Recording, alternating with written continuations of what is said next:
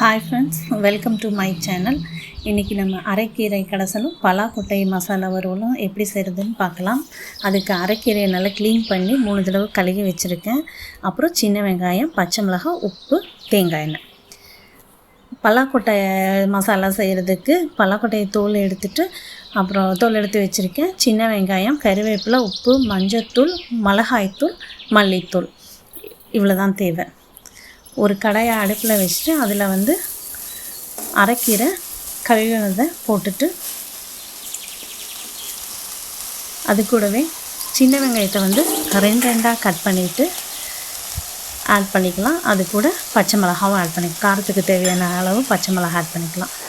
உப்பு உங்களுக்கு எவ்வளோ தேவையோ அது போட்டுக்கோங்க. நான் 1 ஸ்பூன் போட்டிருக்கேன். 1 டம்ளர் தண்ணியை ஊற்றி நல்லா அதை வேக விட்டுடலாம்.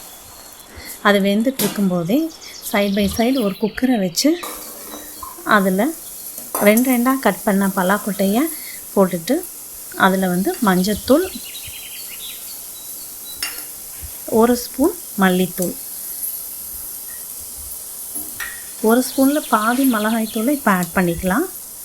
அப்புறம் இந்த பலாக்கொட்டைக்கு தேவையான உப்பும் ஆட் பண்ணிவிட்டு இந்த பலாக்கொட்டை மூழ்கிற அளவு தண்ணியை ஆட் பண்ணிக்கலாம்.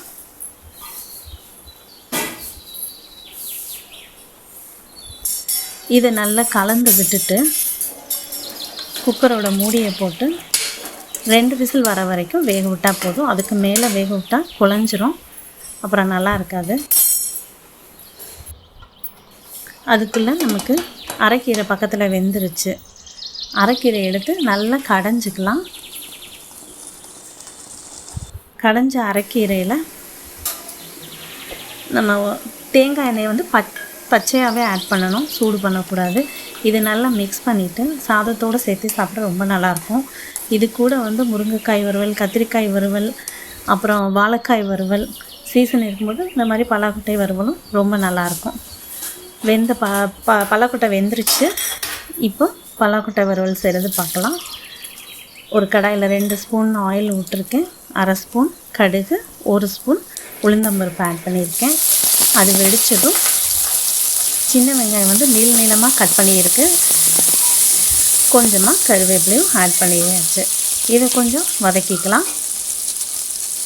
இந்த வெங்காயத்துக்கு தேவையான அளவு உப்பு மாத்திரம் ஆட் பண்ணிக்கலாம் இதில். ஏன்னா பலாக்கொட்டையில் ஏற்கனவே உப்பு போட்டு வேக வச்சுருக்கேன்.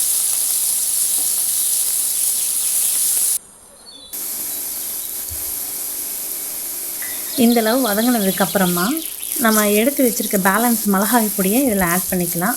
இந்த மிளகாய் பொடியோட பச்சை வாசனை போகிற வரைக்கும் வதக்கி விட்டுக்கணும்.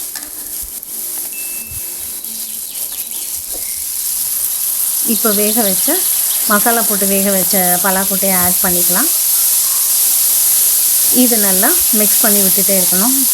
அந்த பலாக்கொட்டையில் எல்லா மசாலாவும் நல்லா கோட்டாகி ட்ரை ஆகி வர வரைக்கும் வதக்கிக்கணும். இது நல்ல சாம்பார் சாதத்துக்கு, ரசம் சாதம், அப்புறம் வெரைட்டி ரைஸ் எல்லாத்துக்குமே ரொம்ப நல்லாயிருக்கும். பலாக்கொட்டை கிடைக்கும்போது ட்ரை பண்ணி பாருங்கள். தேங்க்ஸ் ஃபார் வாட்சிங். Like and subscribe my channel.